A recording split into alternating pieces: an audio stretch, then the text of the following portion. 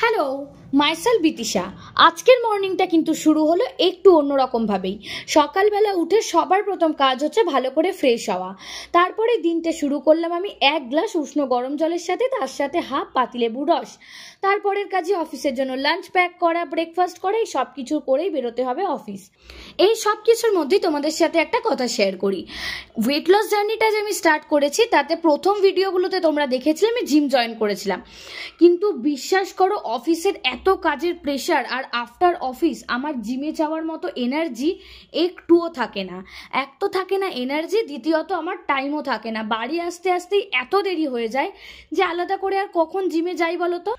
জিমের একটা অপশন হিসেবে আমি হাঁটা স্টার্ট করলাম। আমি সারাদিনে কম করে 10 থেকে 15,000 স্টেপ হাঁটা কমপ্লিট করি।